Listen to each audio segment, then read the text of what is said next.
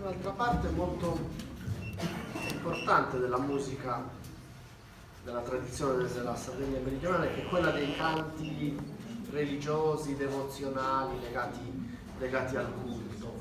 E a questi canti è dedicata questa sezione finale del concerto.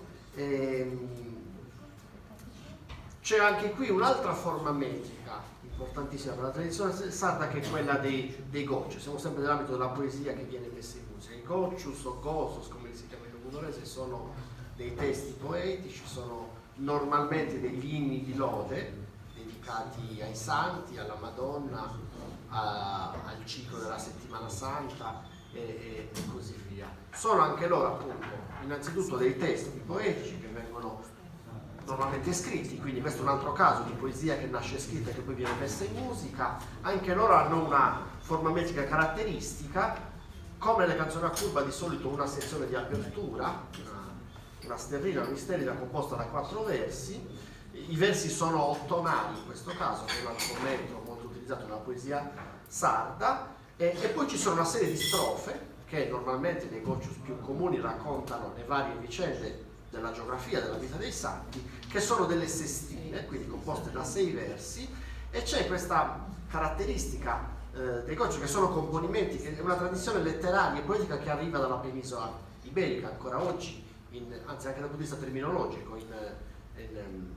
In Catalogna, nel nord della Spagna, abbiamo i goic, il cui termine viene mutuato nel sud della Sardegna, si incrocia con i goccius appunto, e invece nella Castiglia, nel sud della Spagna, abbiamo i gozos, che diventano i gozos logudoresi. La caratteristica di queste forme, sia nella penisola iberica, tanto nel passato quanto oggi, che in Sardegna, è la presenza di un ritornello, ovvero 2 versi della quartina di apertura, possono essere il primo, il secondo, il terzo e il quarto. In questo esempio il terzo e il quarto vengono ripetuti dopo ogni strofa, tra l'altro con un legame di rima quasi perfetta, in realtà esternamente che fa rima con presente, che appunto vengono eseguiti a mo' di ritornello dopo ogni strofa. E in realtà i 3 esempi che gli amici su Musicala ci propongono sono interessanti, in qualche modo rappresentano una serie di varianti. Questo è uno dei testi che ci presenteranno. Allora, il primo che cantano è molto particolare perché si è sviluppata nel corso del tempo, sia nel nord della Sardegna, ma soprattutto nel sud, una tradizione di goccius profani, quindi di goccius che non trattano più i temi legati. I goccius vengono eseguiti di norma ancora oggi nelle occasioni devozionali, normalmente al termine della celebrazione liturgica, della messa, nelle feste dei santi, si usa cantare i goccius. Si è però sviluppata soprattutto in Campidano questa tradizione di goccius a tema profano, quindi non trattano più temi religiosi, e anche delle variazioni rispetto alle forme metriche. Enea Danese è stato un importantissimo poeta e improvvisatore campidanese, originario di Monserrato, poeta e improvvisatore e autore di testi scritti, con la quale Paola Dentoni ha calcato i palchi per diversi anni, ha inciso delle cassette, insomma hanno avuto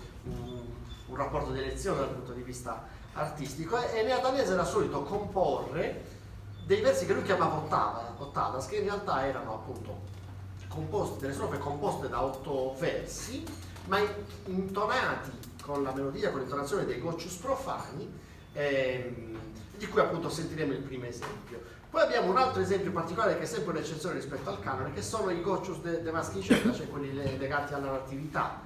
In Sardegna abbiamo una ampia tradizione di testi e di canti legati alla settimana santa, molto meno legata al Natale, cioè noi sardi siamo più bravi e specializzati a cantare la morte, passione e risurrezione del Cristo che non la sua nascita, per cui i testi in realtà natalizi sono molto pochi.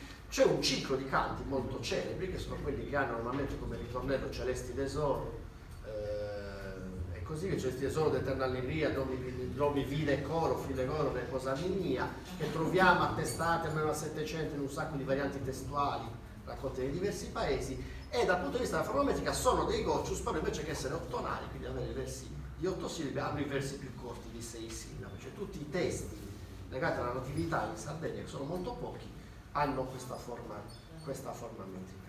Il terzo esempio invece è quello di cui vi ho mostrato il testo, sono dei goccius legati ai 3 re, quindi all'Epifania, e hanno invece la la forma canonica. Questi 3 verranno eseguiti in 3 modalità diverse, quindi 3 moduli di intonazione e 3, come abbiamo detto, forme metriche diverse.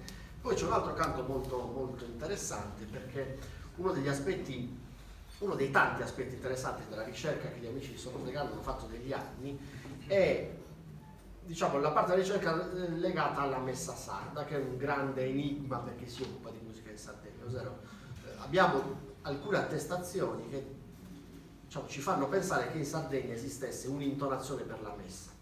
Quindi, così come esistono tradizioni di intonazione diverse da quella della messa romana, che penso al rito, quello del rito ambrosiano, dei canti sefarditi, degli mozarabici, eccetera, anche in Sardegna esisteva un ciclo di canti per intonare i canti dell'ordinario misse, quindi Kyrie, Gloria, Credo, Sanctus, Agnus Dei, cioè le parti della messa che sono fisse, che si ripetono in ogni celebrazione. Ci sono alcune testimonianze, alcune tracce di queste intonazioni in stile sardo dei brani fondamentali della liturgia cattolica. Gli amici Sottosegano a San Luri hanno raccolto questa intonazione del Kyrie, quindi il canto che apre la liturgia, che è un canto molto bello e anche molto interessante, appunto perché è una delle poche tracce musicali di questo presunto rito sardo. Non so, forse Tonino su questo ci vuoi, o in generale sulla vostra attività di ricerca, insomma, sto parlando solo io, sarebbe interessante che ci raccontassi un po' prima di sentire quest'ultimo ciclo di canti. Questa, specialmente della messa sarda, è sicuramente una cosa interessante, anche perché penso sia proprio un unicum, non c'è più, ormai è scomparsa da tantissimi anni. Noi abbiamo avuto la fortuna, attraverso il nostro maestro, attraverso Dionigi Burranca, di avere appunto una registrazione che è stata effettuata a San Luri. È stata effettuata a San Luri dal superstite di quei 4 cantori che hanno cantato questa messa durante quasi tutto il Novecento, diciamo. E questa è la particolarità, che lui praticamente aveva fatto in tempo ad eseguire questi brani della messa col suonatore di Launedas, perché in altre parti, questa missa in tono sardo normalmente viene eseguita o con l'armonium o con l'organo, perché lo sappiamo, insomma, lo strumento liturgico per eccellenza in Sardegna da svariati secoli è proprio l'organo o l'armonium.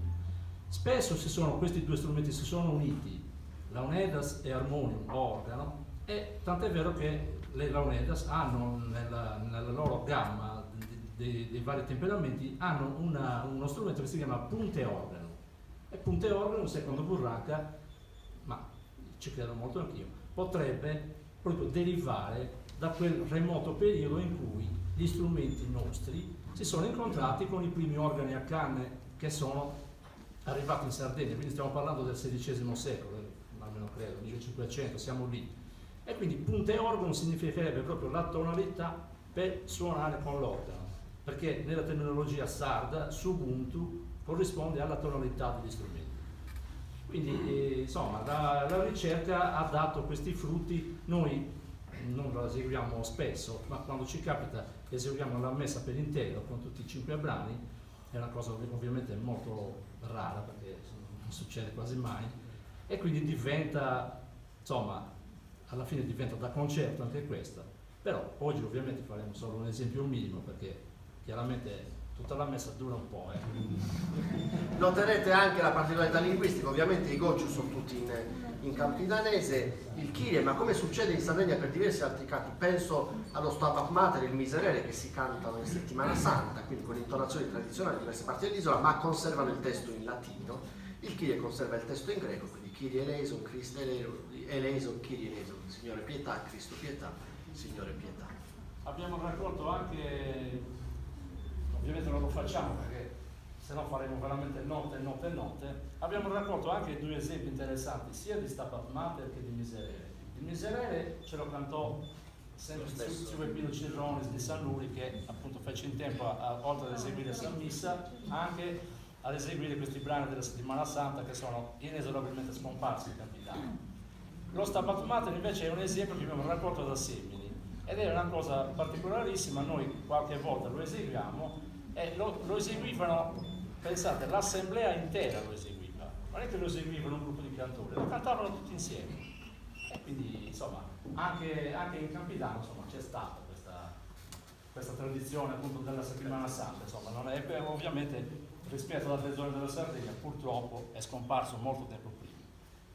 Allora, iniziamo con i goccius di Elena Danese, l'incontro della